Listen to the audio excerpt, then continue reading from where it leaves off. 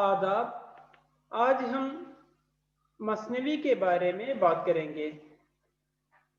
മസ്നവി ഇന്ന് നമുക്ക് മസ്നവിയെ കുറിച്ചുകൊണ്ട് ചർച്ച ചെയ്യാം.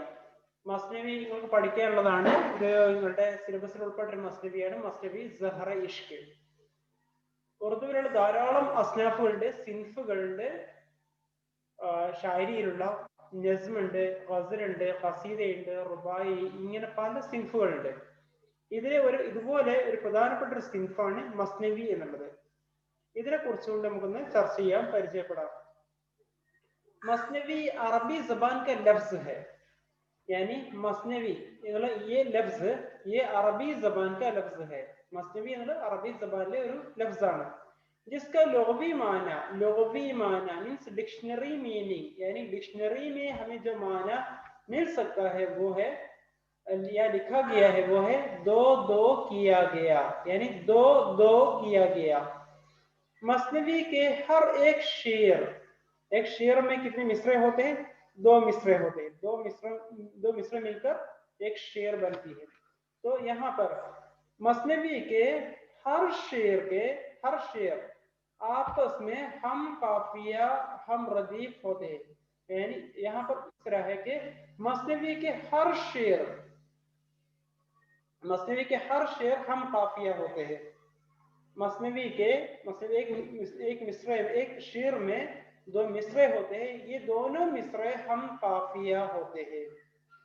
मसनवी में अशार की तादाद हम काफिया और ये काफिया റൈമിംഗ് വേർഡ്സ്, അതിനെയാണ് എന്ത് പറയാം? ഒരേ ഉച്ചാരണത്തിലുള്ള രണ്ട് വാക്കുകൾ ഒരേ സമയത്ത് വരുന്നതാണ്, രണ്ട് മിസ്രന്റെ അവസാനത്തിൽ. അതിനെയാണ് നമ്മൾ കാഫിയ എന്ന് പറയുന്നത്. അപ്പൊ മസ്നവി में अशार की तादाद मुतअय्यन नहीं है. മസ്നവി में अशार की तादाद, അഷാറിലെ താദാദ് എന്നാൽ എണ്ണം, അഷാർ की तादाद मुतअय्यन नहीं है. മിസാൽ ഇത്ര ഷെയറേ ഉണ്ടാകാൻ പാടുള്ളൂ എന്നുള്ള നിയമങ്ങളൊന്നും മസ്നവിയെ സംബന്ധിച്ചിടത്തോളം ഇല്ല. मजमून भी मुसलसल बयान किए जाते हैं, यानी मसनवी में जो मजमून बयान किए जाते हैं, जो मौजू बयान किए जाते हैं, जो किस्से बयान किए जाते हैं, वो भी मुसलसल यानी तसलसल के साथ कंटिन्यूअसली उसको बयान किया जाता है. पूरी मसनवी एक ही बहर में होती है, यानी हमारी जो मसनवी है उसकी जो एक बहर होती है, बहर मीन्स मीटर, उसकी जो अशार की जो मीटर होते हैं वो एक ही बहर में होती है. मसनवी में गजल और कसीदे की तरह एक ही रदीफ की पाबंदी नहीं होती है. എന്ന് വെച്ചാല് ഗസലിലും ഖസീദയിലേക്ക് ഉള്ളതുപോലെ എന്തുണ്ട്, ഇവിടെ ഒരേ റദീഫ് തന്നെ റിപ്പീറ്റ് ചെയ്യുന്ന വാക്കുകൾക്കാണ് നമ്മൾ റദീഫ് എന്ന് പറയുക. അത് അവസാനത്തില് അന്ത്യപ്രാസം അത് എന്താവേണ്ടതില്ല, ഒന്ന് തന്നെ ആവർത്തിക്കണം എന്നുള്ള നിർബന്ധമൊന്നുമില്ല. അപ്പോ गजल और कसीदे की तरह एक ही रदीफ की पाबंदी मसनवी में नहीं है. അപ്പൊ സാറ് ഇവിടെ കാഫിയ മാത്രം മതി, കാഫിയുടെ പാബന്ദി करना जरूरी है लेकिन रदीफ की पाबंदी जरूरी नहीं है. അപ്പോൾ ഇതാണ് ഇതിലെ ഒരു പ്രധാനപ്പെട്ട ഒരു ഘടകം. അപ്പോൾ ഒരു മസ്നവീനെ പരിചയപ്പെടുത്താൻ അത് ഗസലിന് എത്ര വ്യത്യസ്തമാണ്, ഖസീദിന് എത്ര വ്യത്യസ്തമാണ്, ഈ കാര്യങ്ങളാണ് ഇവിടെ നമ്മൾ ചർച്ച ചെയ്യുന്നത്. അടുത്ത് നോക്കാം. हर किस्म के मज़ामीन मसनवी में पेश किया जा सकता है. मज़ामीन വിഷയങ്ങൾ, ഏതൊക്കെ വിഷയങ്ങൾ അവതരിപ്പിക്കാം ഇതിനെക്കുറിച്ചാണ് പറയുന്നത്. ഹർ കിസ്ം കെ തമാം കിസ്ം കെ ഏതും ആവാം മസ്നവിയുടെ വിഷയങ്ങളായിട്ട് പേഷ് കിയാ ജാ സക്താ ഹെ. മിസാൽ के तौर पर എന്തൊക്കെ ആവാം? ഇത് മാത്രമല്ല, ഇതിനപ്പുറം ആവാം. ഏതൊക്കെയാണ്? റസ്മ്, ബസ്മ്, ഹുസ്ന व इश्क की दास्तान, तसव्वुफ, ഫൽസഫ, മസ്ഹബ് व अखलाक, മനാസിർ ഖുദ്റത്ത് എന്നാണ് മാറിപ്പോയതാണ്, മനാസിർ ഖുദ്റത്ത് वगैरह वगैरह. हर किस्म के मज़ामीन को नज़्म किए जा सकते हैं. रज़्म എന്ന് പറഞ്ഞാല് ബസ്മ് റസ്മ് രണ്ടെണ്ണമാണ്. റസ്മ് എന്ന് പറഞ്ഞാൽ ജംഗ്, യുദ്ധം, അതുമായിട്ട് ബന്ധപ്പെട്ടത്. ബസ്മ് എന്ന് പറഞ്ഞാൽ സദസ്, ബസ്മെ നമ്മൾ പറയാറുണ്ടല്ലോ, ബസ്മെ അദബ്, ഇങ്ങനെയുള്ള സദസ്സുകൾക്ക് എന്തൊക്കെയാണ് ബസ്മ് എന്ന് പറയാം. ഹുസ്നു ഇഷ്ക് കി ദാസ്താൻ, പിന്നെ ദാസ്താൻ സ്റ്റോറീസ്, എന്തിന്റെ? ഹുസ്നു ഇഷ്ക് കി जो സ്റ്റോറീസ് है ഖിസ്സേ है वो. തസവ്വുഫ് സൂഫിസവുമായി ബന്ധപ്പെട്ട, ഫൽസഫ യാനി ഫിലോസഫി, मजहब व अखलाक है, मजहब से रिलेटेड, और अखलाक है, मोरालिटी, मनाजिर कुदरत है, फितरी जो फितरी मनाजिर है उसके बारे में, नेचुरल ब्यूटीज के बारे में और वगैरह, हर किस्म के मज़ामीन को नज़्म किए जा सकते हैं, यानी इस नज़्म के जरिए, इस मसनवी के जरिए पेश किए जा सकते हैं।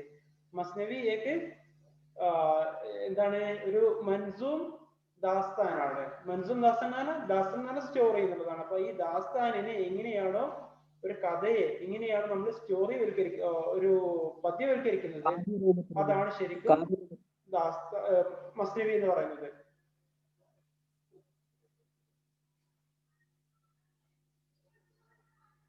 अर्थ मौका मौके मंजूम दास्तान को मसनवी कहते हैं, और उसी तरह मंजूम मसनवी को दास्तान भी कहते हैं, मंसूब മസ്നവി കോ ദാസ്താൻ भी कहते हैं. എന്ന് വെച്ചാൽ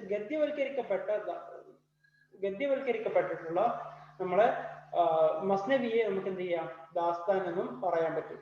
അപ്പൊ ഇതിൽ എന്തില്ല, വിഷയങ്ങൾക്ക് ഇന്നതേ ആകാൻ പാടുള്ളൂ എന്നുള്ള ചിട്ടകളൊന്നുമില്ല, ഏത് വിഷയങ്ങളും ആവാം. അതുപോലെ हम നേരത്തെ പറഞ്ഞ തസൽസുൽ के साथ बयान कर सकते हैं, അശ്ആർ के तादाद की कोई पाबंदी नहीं है. ഇങ്ങനെ അപ്പോൾ തവാരത് എന്നുള്ളത് ഇഷ്ടം പോലെ നമുക്ക് എങ്ങനെയും അവതരിപ്പിക്കാൻ പറ്റുന്ന അതിനുള്ള സ്കോപ്പുള്ള ഒരു സിൻഫാണ് ദാസ്താനും ഷായരിയിലാകുമ്പോൾ മസ്നവിയും. അടുത്ത് നോക്കാം. उर्दू में मसनवी निगारी का आगाज फारसी मसनवी निगारी के ज़ेर असर हुआ.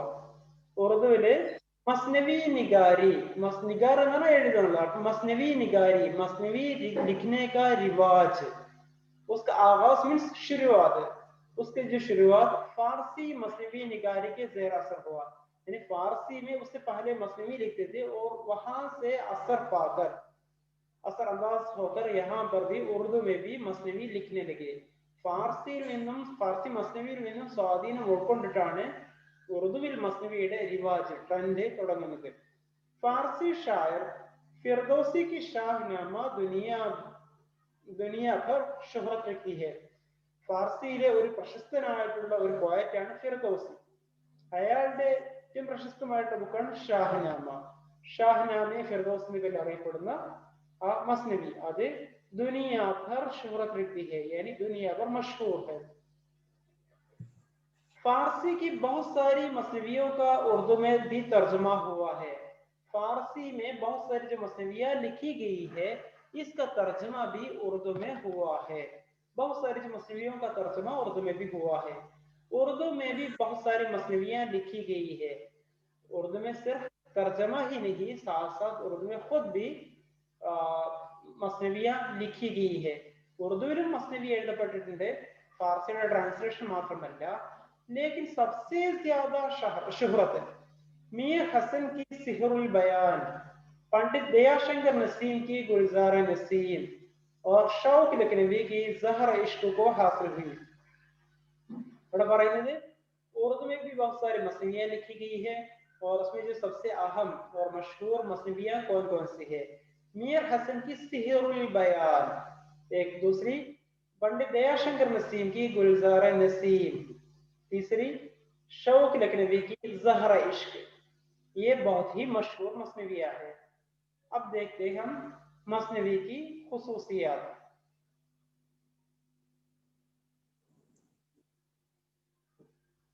मसनवियों में वाक़यात यानी क़िस्सा कहानी എന്നൊക്കെയാണ് നമ്മൾ വാഖയാത്ത് കൊണ്ട് അർത്ഥമാക്കുന്നത്. मसनवियों में वाक़यात को तसलसल के साथ यानी सिलसिलावार कंटिन्यूअसली एक के बाद दीगर होकर, एक के बाद एक होकर या एक के बाद दीगर होकर बयान किए जाते हैं. यानी मसनवी में क़िस्से को, कहानी को एक के बाद दूसरे होकर बयान किए जाते हैं. ये एक बयानिया सिंफ है. ഇത് ശരിക്കും എന്താണ്, एक ബയാനിയ, ബയാൻ करने वाले, ഒരു കാര്യങ്ങളൊക്കെ വിശദീകരിച്ച് പറയുന്ന ഒരു സിൻഫാണ് ഏത്, നമ്മുടെ ഷായരിയിലെ മസ്നവി എന്നുള്ളത്. जिसमें तवारत की गुंजाइश है. तवारत मतलब तवील होना, लंबा होना. എന്ന് വെച്ചാൽ വാഖിയക്കോ എന്താണ് സംഭവങ്ങളെയൊക്കെ സ്റ്റോറീസിനെയൊക്കെ നമുക്ക് എന്ത് ചെയ്യാൻ, വിശദീകരിച്ച് പറയുവാനുള്ള ഒരു അവസരം ഇതിലുണ്ട്. इसकी गुंजाइश पॉसिबिलिटी है. तवील होने के बावजूद भी इसमें वहदत तासुर भी बरकरार रहती है. इसलिए तवील तो होते ही है, उसके अलावा उसमें വഹ്ദത്തെ താസുർ ഒരു കാര്യം എന്ന് വെച്ചാൽ നമ്മൾ ഈ മൊത്തം സ്റ്റോറി അവതരിപ്പിക്കുന്നുണ്ടെങ്കിലും ഇതിനിടക്ക് പല പല സ്റ്റോറികൾ ഉണ്ടാകും. ഈ സ്റ്റോറികളൊക്കെ ഇന്റർ കണക്ഷൻ, അതാണ് വഹ്ദത്തെ താസുർ, നമ്മൾ പരസ്പര ബന്ധിതമായിരിക്കും. किरदार निगारी भी मसनवी की एक अहम खसूसियत है. അതുപോലെ തന്നെ നമ്മൾ നേരത്തെ പറഞ്ഞു ഖിസ്സ കഹാനി के बारे में. अब किरदार निगारी, किरदार അദാകാർ എന്ന് പറയാം, കാര്യങ്ങൾ അവതരിപ്പിക്കുന്നയാള്. കിർദാർ നിഗാരി, കിർദാർ നിഗാരി എന്ന് പറഞ്ഞാൽ നമ്മുടെ കഥാപാത്രങ്ങളെ കുറിച്ചുള്ള അവരെ അവതരിപ്പിക്കൽ. അതെങ്ങനെയാണ്? കിർദാർ നിഗാരി ബി മസ്നവി की एक अहम खसूसियत है, ഒരു പ്രധാനപ്പെട്ട പ്രത്യേകതയാണ് കിർദാർ നിഗാരി. हर फर्द का जिक्र इस तरह बयान किया जाता है कि उनकी पूरी तस्वीर, किरदार, खूबी, खामी वगैरह हर चीज हमारे सामने आ जाती है. എന്താ പറഞ്ഞത്? ഇങ്ങനെയൊക്കെ ഈ കിർദാർ നിഗാരിൽ എങ്ങനെ ഉണ്ടാകുന്ന പ്രത്യേകം हर फर्द का जिक्र, इसमें जो भी किरदार को पेश किए जा रहे हैं उसका इस तरह बयान किया जाता है. वो അവതരിപ്പിക്കുക എങ്ങനെയൊക്കെ उनकी पूरी तस्वीर, ആ അവതരിപ്പിക്കപ്പെടുന്ന ആളുടെ പൂർണ്ണ ചിത്രം, उनकी पूरी तस्वीर हमारे सामने, उनके किरदार, उनकी खूबियां, खूबी ना മേന്മകൾ, ഹാമിയ പോരായ്മകൾ, हर चीज हमारे सामने आ जाती है. എല്ലാ കാര്യങ്ങളും നമുക്ക് ദൃശ്യമാകും. वाक़िया निगारी मसनवी की एक और खसूसियत है. मसनवी की एक और खसूसियत है वाक़िया निगारी, यानी वाक़िये को बयान करना. वाक़िया पेश करने के साथ साथ उस दौर की समाजी जिंदगी, रस्म व रिवाज की अक्कासी भी बयान किए जाते हैं. നമ്മൾ ഇങ്ങനെ ഒരു മസ്നവിയിലാകും വാഖിയ നിഗാരി എന്ന് പറഞ്ഞു. അപ്പൊ ആ സംഭവത്തിന് മാത്രമല്ല അവതരിപ്പിക്കുക, उसके साथ साथ അതോടൊപ്പം എന്തുകൂടി അവതരിപ്പിക്കും? उस दौर की समाजी, सियासी, वहां की जो भी हालात है इन सबको वहां पर पेश किए जाते हैं. वहां की जो रस्म और रिवाज, रस्म എന്ന് പറഞ്ഞാൽ ചടങ്ങുകൾ, ആഘോഷങ്ങൾ, ഇങ്ങനെയുള്ള എല്ലാ സംഗതികളും वो भी मसनवी में बयान किए जाते हैं. अब देखते हैं उर्दू मसनवी का अर्तिका कैसे हो. उर्दू में मसनवी निगारी का अर्तिका कैसे हुई? उर्दू मसनवी निगारी की इब्तिदा दक्कन से हुई. दक्कन आदिमाट, दक्कन ना दक्षिण इंडिया, साउथ इंडिया में सबसे पहले उर्दू मसनवी निगारी का आगाज, इब्तिदा, शुरुआत दक्कन से हुई. दक्कन में കാര്യമായിട്ടും ദക്കൻ എവിടെയാണ്? ബീജാപൂർ, और ബീജാപൂർ की അലി ആദിൽ ഷാഹി, ബീജാപൂർ ഇന്ന് കർണാടകയിലാണ്. അപ്പൊ അവിടെയുള്ള അലി ആദിൽ ഷാഹി രാജവംശവും അവർ എന്താണ് കുതുബ് ഷാഹി, ഗോൽക്കൊണ്ടയിലുള്ള ഹൈദരാബാദിലുള്ള കുതുബ് ഷാഹി സൽത്തനത്ത്, इन दोनों की सरपरस्ती में मसनवी को भी तरक्की हासिल हुई. इनकी वजह से भी वहां पर ज्यादा मसनवियां लिखी जाने लगी. അവരിലൂടെ എന്ത് ചെയ്തു? മസ്നവി ധാരാളമായിട്ട് അവിടെയും എഴുതാൻ തുടങ്ങി. അതിനൊക്കെ അവരുടെ പിന്തുണയുണ്ടായിരുന്നു, അവർ തന്നെ നല്ല കവികളും ആയിരുന്നു. दक्कन में लिखी गई अहम मसनवियों में मुकीमी की मसनवी चंद्र बदन व महियार, कमाल खान रुस्तमी की खावरनामा, नुसरती की गुलशन इश्क और अली नामा, हाशमी की यूसुफ जुलेखा बहुत ही मकबूल है. अब दक्कन में लिखी गई चंद अहम मसनवियां वो कौन कौन सी है? അതാണ് ഇവിടെ പറയുന്നത്. ദക്കൻ में लिखी गई अहम मसनवियों में പ്രധാനപ്പെട്ട മസ്നവികളിലേക്ക് വരുന്നത് മുഖീമി എന്ന് പറയുന്ന ആളുടെ ചന്ദ്രബദൻ വ മഹിയാർ എന്ന് പറയുന്നത്. രണ്ടാമത്തേതാണ് കമാൽ ഖാൻ റുസ്തമിയുടെ ഖാബർനാമ, പിന്നെ നുസ്രത്തിയുടെ ഗുൽഷനെ ഇഷ്ക്, അതുപോലെ തന്നെ അലീനാമ, ഇതും അദ്ദേഹത്തിൻ്റെതാണ്. ജിസ്മെ ഈ അലീനാമയിൽ എന്താ അവതരിപ്പിച്ചിരിക്കുന്നത്? अली आदिल शाह की जिंदगी के हालात को, यानी उनकी हालात जिंदगी और उस वक्त के जो जंग और उस वक्त के जो हालात को उन्होंने बयान किया है. और इसी तरह हाशमी की, हाशमी പോയിട്ടാണ് അദ്ദേഹത്തിന്റെ യൂസുഫ് സുലേഖ, ഇതൊക്കെ ആ കാലത്തുള്ള അറിയപ്പെട്ട ഏറ്റവും നല്ല അറിയപ്പെട്ടുള്ള മസ്നവികളാണ്. ഇനി അടുത്ത ഗോൽക്കൊണ്ടയിലേക്ക് നോക്കാം. ഇതിപ്പോ നമ്മൾ ഈ കാര്യങ്ങൾ പറഞ്ഞ ബീജാപൂരിലേതാണ്. ഇനി ഗോൽക്കൊണ്ടയിൽ നോക്കാം. गोलकुंडे के शाही खानदान में मोहम्मद कुली कुतुब शाह बहुत ही मशहूर है. ഗോൽക്കൊണ്ടയിൽ ഏറ്റവും അറിയപ്പെട്ട പോയറ്റ് ആയിരുന്നു, അവിടെ അറിയപ്പെട്ട രാജാവായിരുന്നു ആര്? കുലി കുതുബ് ഷാ. അയാളും എന്തായിരുന്നു? वो खुद शायर, वो खुद एक शायर थे और शायरी के कदरदान थे. शायरी को शायरों के कदरदान थे. ഷായർമാരെയൊക്കെ ഇങ്ങനെ എഴുതുന്ന കവികളുടെയൊക്കെ ഒരു വലിയ ഒരു എന്തായിരുന്നു സപ്പോർട്ടർ ആയിരുന്നു അദ്ദേഹം. അതിനൊക്കെ വേണ്ട പിന്തുണ കൊടുക്കുന്ന ആളായിരുന്നു. उनके दौर में मशहूर शायर मुल्ला वजही ने ഖുതുബ് മുഷ്തരി लिखी. അദ്ദേഹത്തിന്റെ കാലഘട്ടത്തിൽ ഉണ്ടായിരുന്ന ഏറ്റവും ഒരു പ്രശസ്തനായിട്ടുള്ള കവിയായിരുന്നു ആര്? മുല്ല വജ്ഹി. उन्होंने उस वक्त एक बहुत ही मशहूर मसनवी ഖുതുബ് मुश्तरी लिखी. जो मुश्तरी पेरिले जो बहुत ही मशहूर है. उसके अलावा उस दौर के दूसरे शोरा ने भी बहुत सारी मसनवियां लिखी है. इദ്ദേഹം മാത്രമല്ല, इसके अलावा അദ്ദേഹത്തെ കൂടാതെ മറ്റുള്ള കവിമാരും എന്ത് ചെയ്തിട്ടുണ്ട്? उस दौर के वो भी बहुत सारी मसनवियां लिखी है, जिसमें ഗവാസി की സൈഫുൽ മുലൂക് ബദിഉൽ ജമാൽ, ഗവാസി എന്ന് പറയുന്ന ഒരു പോയറ്റ് ആണ്, അദ്ദേഹത്തിന്റെ സൈഫുൽ മുലൂക് ബദിഉൽ ജമാൽ.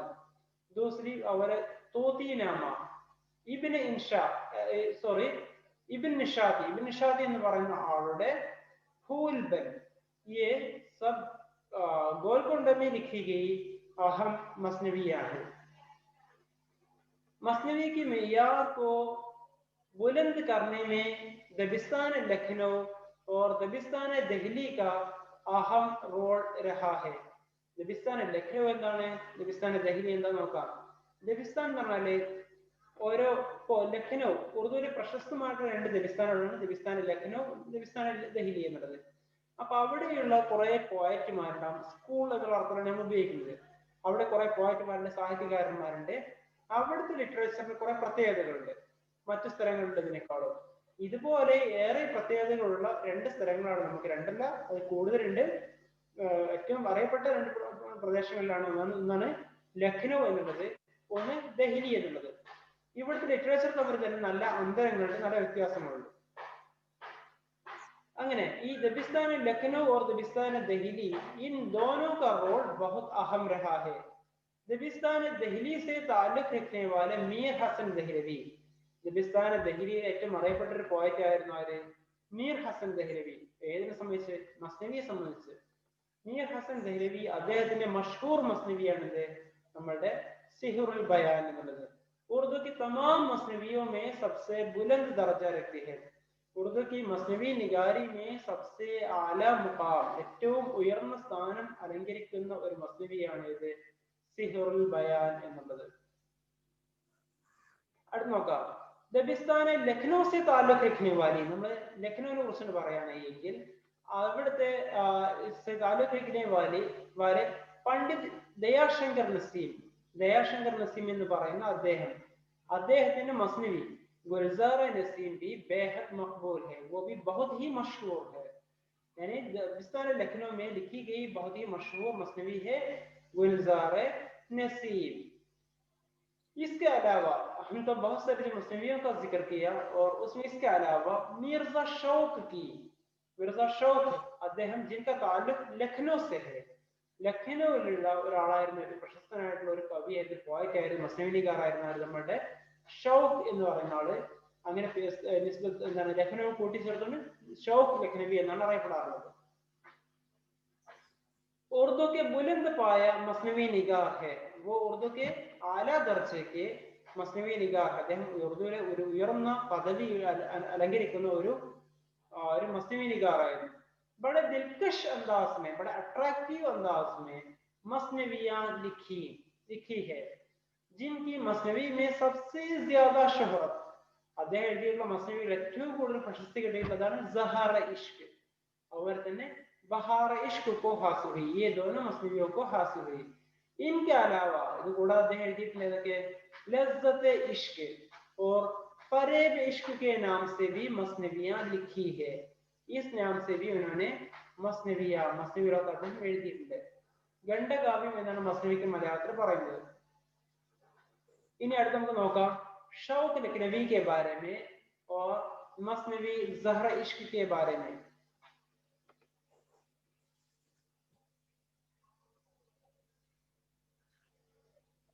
शौक लखनवी नवाब मिर्जा शौक का असली नाम हकीम तसद्दुक हुसैन खां है. उर्फियत जिस नाम से वो जाने जाते हैं वो है उर्फियत नवाब मिर्जा शौक तखल्लुस. 1783 ईस्वी में लखनऊ में उनकी पैदाइश हुई.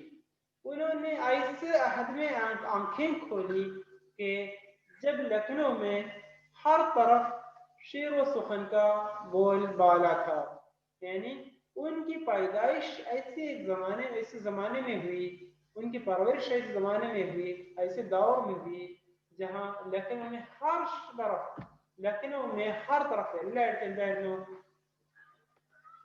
शेर व सुखन का, शेर व शायरी का बोलबाला था, चर्चा था। उस माहौल ने उन्हें भी मुतासर किया, शौक लखनवी को भी ऐसे एक माहौल ने मुतासर किया। सऊदी ने दीगर शोरा की तरह गजलों के जरिए अपनी शेरी सफर का आगाज किया। उन्होंने भी उस दौर में अपने जो गजल के जरिए അദ്ദേഹം ഷേരി സഫർ का आगाज किया। അദ്ദേഹം തന്റെ കവിതാ ജീവിതത്തിന്റെ തുടക്കം കുറിച്ചു। ख्वाजा हैदर अली आतिश के शागिर्द थे वो। ആര് ഇദ്ദേഹം ख्वाजा हैदर अली ആതിഷിന്റെ शागिर्द स्टूडेंट ആയിരുന്നു। വാജിദ് അലി ഷാ के दरबार से वाबिस्ता हुए। അദ്ദേഹം പിന്നീട് വാജിദ് അലി ഷായുടെ ദർബാറിലേക്ക് അവിടെയും അദ്ദേഹം വന്നിട്ടുണ്ട്। जहां उन्हें 500 रुपये वजीफा मिलता था। അവിടുന്ന് അദ്ദേഹത്തിന് 500 രൂപ 500 रुपये वजीफा मिलता था, पेंशन ലഭിച്ചിരുന്നു അദ്ദേഹത്തിന്। जहर इश्क और बहार इश्क उनकी मशहूर मसनवियां है। രണ്ടും അദ്ദേഹത്തിന്റെ मशहूर मसनवियां है। जून 1871 ईस्वी को लखनऊ में ही उनका इंतकाल हो गया। അദ്ദേഹം മരിച്ചെന്നാണ് 1871 ईस्वीको എവിടെയാണ്? ലഖനൗ में। ഇനി നോക്കാം നമുക്ക് സഹറ ഇഷ്ക് की അദബി അഹ്മിയത്ത്। ഈ നമ്മുടെ സഹറ ഇഷ്കിന്റെ എന്തൊക്കെയാണ് അതിന്റെ ലിറ്റററി സാഹിത്യപരമായിട്ട് നോക്കുമ്പോൾ അതിന്റെ പ്രാധാന്യം എന്തൊക്കെയാണ് എന്ന് നോക്കാം। സഹറ ഇഷ്ക് नवाब मिर्जा शौक लखनवी की तीसरी और मोरकतुल आरा मसनवी है। അദ്ദേഹത്തിന് ഏറ്റവും പ്രശസ്തമായിട്ടുള്ള അതുപോലെ തന്നെ മൂന്നാമത്തെ ആയിട്ടുള്ള മസ്നവിയാണ്। रशीद हसन खान ने उसकी सनद तस्नीफ 1861 का करीबी जमाना करार दिया है। റഷീദ് അഹമ്മദ് ഖാൻ അദ്ദേഹത്തിന്റെ ഈ ഒരു പുസ്തകത്തിന് അല്ലെങ്കിൽ ഈ ഒരു മസ്നവിയെ അത് രചിക്കപ്പെട്ട കാലം 1861 1861 അടുത്തുള്ള കാലഘട്ടത്തിലാണ് എഴുതിയത് എന്നാണ് അദ്ദേഹം അഭിപ്രായപ്പെട്ടിട്ടുള്ളത്। इसमें 455 अशार है। 455 अशार शामिल है। ഷീറുകളുടെ അഷാറുകളുടെ എന്നർത്ഥം। ये मसनवी इख्तिसार, शिद्दत जज्बात, ज़बान व बयान की सादगी, मुहावरात के इस्तेमाल, मुकालिमा, मौसीक़ियत और बेहतरीन तहज़ीब अक्कासी की वजह से अदब में बहुत अहम मुकाम रखती है।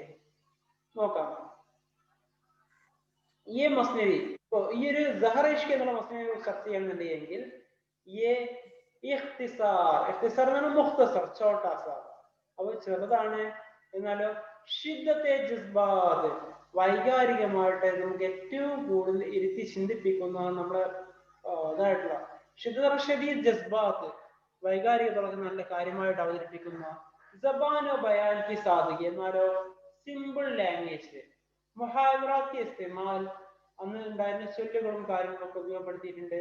മുക്കാലിമാനികാര് ഡയലോഗ് അതുപോലെ തന്നെ മൗസിഖിയത്ത് മ്യൂസിക് ഓർ ബെഹ്തരീൻ തഹ്സീബ് അക്കാസി എല്ലാം കൊണ്ടും ആ ഒരു സംസ്കാരത്തിന്റെ ഒരു പരിച്ഛേദം തന്നെ അവതരിപ്പിക്കുന്ന അതിന്റെ രൂപം തന്നെ അവതരിപ്പിക്കുന്നതായിട്ടുള്ളത് ലഖ്നവിന്റെ। ഇതിനെന്താ അവതരിപ്പിച്ചിരിക്കുന്നത്? इसी वजह से उर्दू अदब में इसको एक अहम मुकाम रखती है। इन्हें അടുത്ത് നോക്കാം। ये एक मुख्तसर इश्किया दास्तान है। इसमें इश्किया वाक़यात को पेश किया गया है। इसमें न बहुत से मनाज़िर है और न ही किरदारों की भरमार। इसमें बहुत ज्यादा मनाज़िर भी नहीं है और किरदारों की भरमार भी इसमें नहीं है। यानी बहुत ज्यादा किरदार इसमें नहीं है। न माफूकुल फित्री अनासर सुपर नेचुरल एलिमेंट्सुകളൊന്നും ഇതിലില്ല। उसके बावजूद എന്നിട്ടും മിർസ ഷൗക്കിനെ ലഖ്നൗ की बेगमाती ज़बान എന്നിട്ട് അദ്ദേഹം ഇതിന്റെ ഷൗക്ക് ലഖ്നവി ബേഗമാത്തി സബാൻ അവരവിടുത്തെ കൊട്ടാരത്തിലെ ബേഗന്മാരുടെയൊക്കെ ഭാഷ അതുപോലെ തന്നെ ജർബുൽ അംസാൽ, ജർബുൽ അംസാൽ ആയിട്ട് ഉപയോഗിക്കുന്ന പദങ്ങൾ. ഇത് അതുപോലെ തന്നെ മുഹാവറാത്തു फनकाराना अंदाज से बयान करने के साथ साथ लखनऊ की मुआशरती जिंदगी को लतीफ पैराया में पेश किया है. അപ്പോൾ ഇത്ര നോക്കാനുള്ളൂ. इसमें लखनऊ की जो मुआशरती जिंदगी को पेश किया गया है. अब ज़हरा इश्क का किस्सा शुरू होते हैं, वो बाद में लेंगे.